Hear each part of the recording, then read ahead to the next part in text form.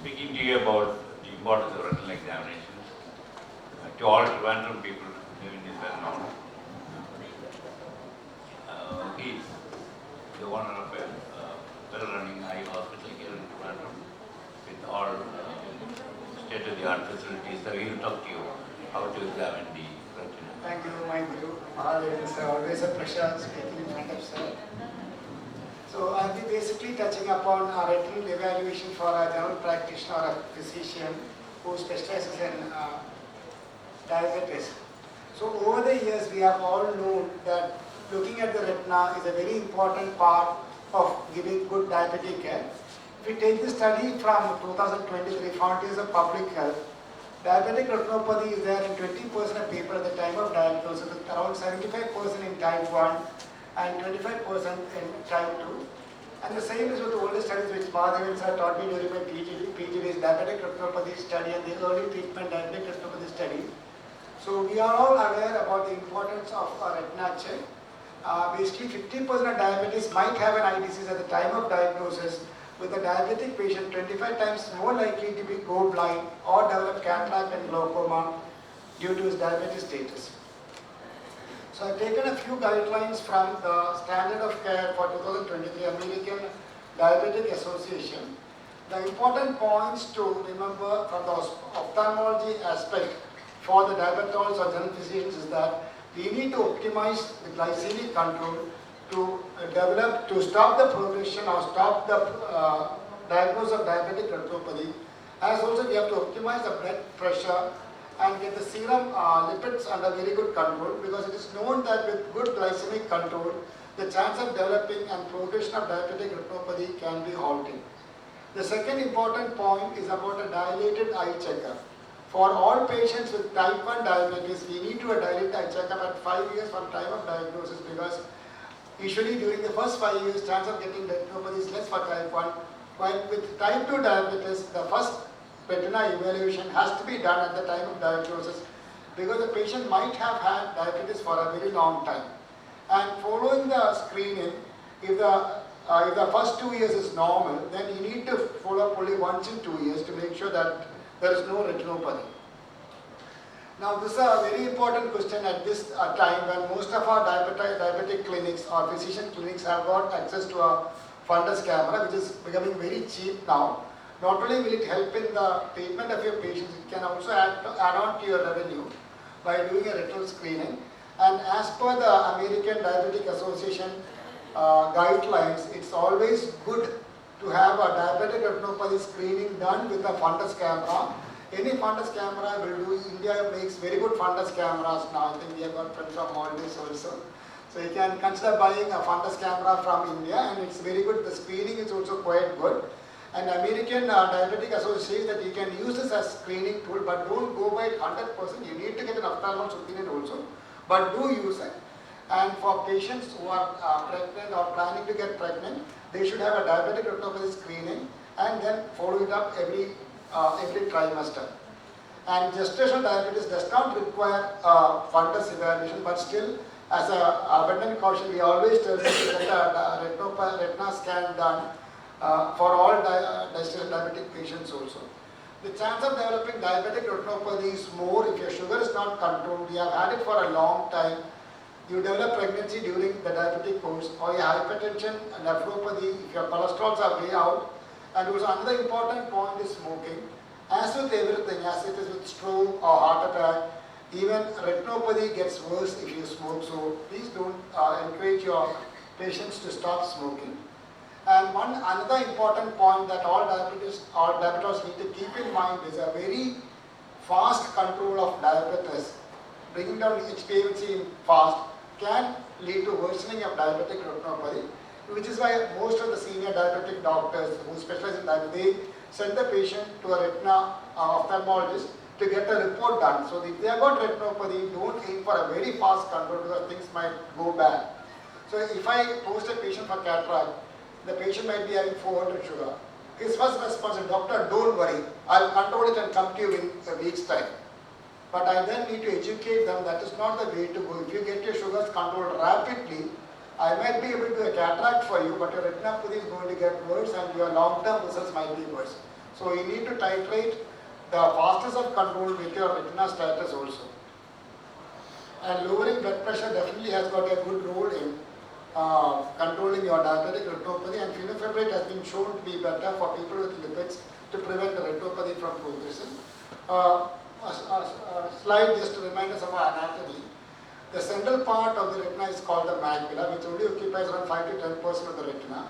And this area, if it is clear, there is no retinopathy per se at the macula, you can still see very well. So when a patient says, I got 100% vision, my vision is normal, I don't need to do a retinopathy checkup, this is what you need to tell them. To see clearly, only the fovea needs to work. You will be able to read everything clearly. So just because you are able to see everything does not mean that you don't need a retina checkup. You still need a retina checkup, whether you have got perfect vision or slightly blurred vision. So that is the message as a diabetologist that you need to tell your patient. You do not go to an ophthalmologist when your vision becomes less. You go to him even if your vision is extremely good, because we want that vision to stay throughout with you. These are the ways in which retinopathy can affect your vision, depending on where the retina gets affected. If it's only a small area of the retina that has got edema, then only a few patches of areas might be blurred. Or if a central part of the retina, which is called the fovea, that has got an edema, then the central part will be blurred and you will not be able to read clearly. And these are the older criteria that we were using for ETDRS, depending on where the retina is, looking at the microaneurysms, the cotton wool spots, and then transferring it for retinopathy. But now, as Madhav sir will vouch, as actually a pure clinician now, we go only by the OCT data, which is the retina scanning, and depending on what the OCT scan says, if the central part of the retina is affected, we straight away go for intravitreal injections. There are no other, that is the best option because that saves the sight.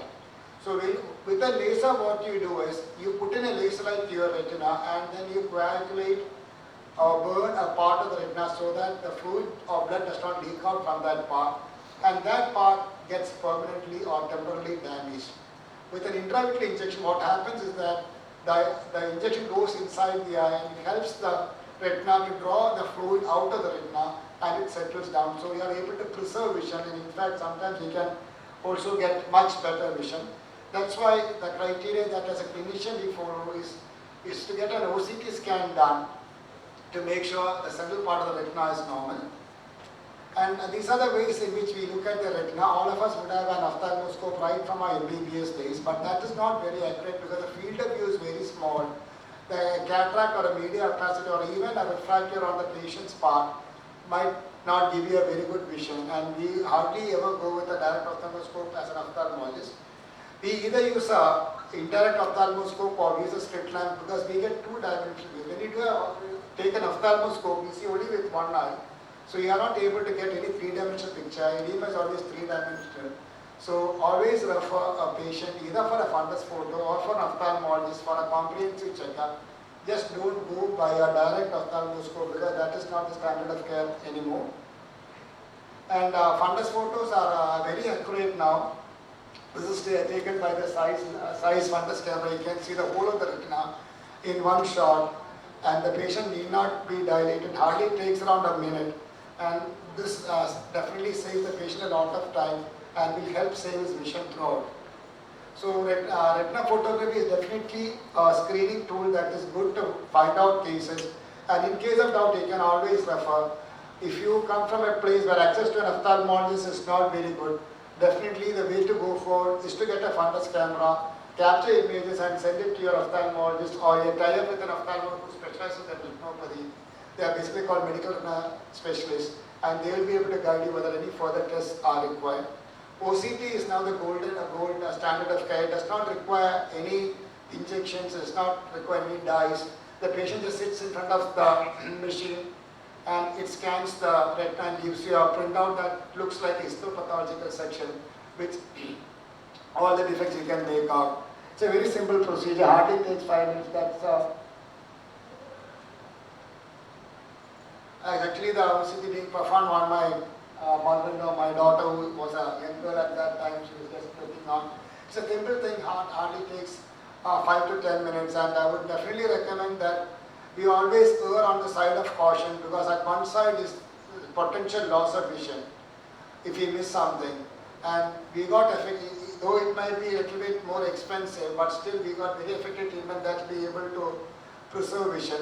Now one question that always comes to the mind of people is about intravitreal injections. When you hear about an injection to the eye, people do get scared. So how painful is it?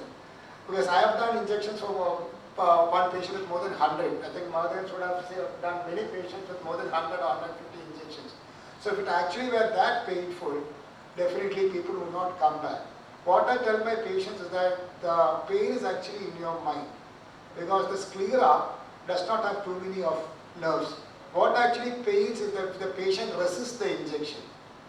So they are lying down in front of me, I put numbing drops, then I bring my needle to poke his eye, and he starts squeezing. Now if he starts squeezing, he squeezes against the speculum that is holding his eye apart, and that definitely will cause pain. Other than that, so if you are able to give a good counseling, make the patient at least, I even now give midazolam for patients who are extremely anxious. Because the pain part is mostly in the mind. The injection per se will take around 5 seconds. And here if you touch, we know that we are being touched. The hand is very sensitive, but the sclera is not. Even if you touch your eye, the white part of your eye slightly, it is not all that sensitive. So it's not a painful thing. That is something that you can reassure the patient. I think the same thing you'll be facing when you start a patient on insulin. I don't want injections anymore. But I do tell them, on one hand, you treat properly with insulin, you save your eyes, you save your kidney, you save everything for a very long time if you take insulin. Now if you want to not take insulin, take tablets, maybe 4 or 5 years down the line, you will end up getting 100 injections to the eye, maybe a dialysis once in 2 weeks, which is better. Start straight away, protect your kidney, protect your eyes, maybe get a subcutaneous injection. On the other hand, you defer taking injections for 5 years and you end up needing dialysis every second day, or injection to the eye every month. So, we need to titrate what is better for us. We got lots of options for injections now. And I don't know whether this is playing. This just shows injection being done. And basically, one issue with all medical professionals, any specialist, is that when I say you need to have an injection with the eye, an injection costs you 60,000 rupees, and I will need to repeat every 3 months, immediately bulb goes off, medical mafia. I think we all have this issue. Whenever we say a good treatment, thing is, doctor is part of medical mafia. 60,000, 500, 6,000, they start calculating. The sad part of it, as doctors, we don't decide the cost of an intravitreal injection. It is decided by the company. The only person who can regulate this is the government, just like they did for the stent. So if they say 1.5 lakh stent has to come down to 50, the government can decide. But as an ophthalmologist, whatever the company says is the price is the price. We have no control over that. So in my clinic, I just tell them this is the amount I purchase the injection for. And my charge per injection 3,000 to 4,000 rupees for my hospital admission, my anesthetist, because we have an anesthetist when I give injections. Standard anesthetist here. She is a professional, she has to be paid. And our theatre staff, everybody is there. This is my charge for injection. So, and the rest goes. And this is very clear because when the patient comes from CGHS or ECHS, as Madam will vouch, they give us the medicines. We get 2,000, 3,000 rupees for the injection. So this is also something, I think it's always better to be upfront with the patient also, including the financial. Either you or your counselor can tell them, because this is something that we as doctors, right from an MBBS student to the head of the department or the professor, everybody has this thing about being viewed with a yellow lens by everybody. So this is something that I do. And this is the follow-up recommendation, starting from every month to once a year or once in 2 years, depending upon how severe your retinopathy is.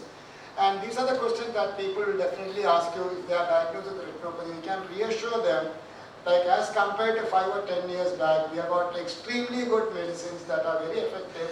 And I think Abismo is the latest one that was launched just 1 or 2 years back, where the injection is required only once in 4 months. Mahadevan sir is a retina specialist. I actually specialize in cataract and glaucoma. A medical retina is taken care of by my colleague Dr. Kavita. and we can definitely save a patient's sight throughout his life. Only thing is he has to correlate between the doctor and the diabetologist. This is one test that you can do at home, absolutely, to monitor the vision. And this is my last slide. So take your medicines on time, reach and attain a healthy weight. I think everybody in Jodesar's time, team is very slim now, including me. I also lost, I think, 5 or 6 kilos. And encourage your patients to stop smoking. And a word of gratitude to Jodhe Diabetic Center for helping me in all my activities that we do in healthcare activism to take home the message that you need to ensure a good eye checkup even if you have very clear vision. Once again, very happy to be on this forum. Never lose hope. Doctors and treatment definitely are improving day by day, and whatever could not be treated yesterday will definitely be treated tomorrow, because that is the way the science is advancing. And on this positive note, I would like to end my talk.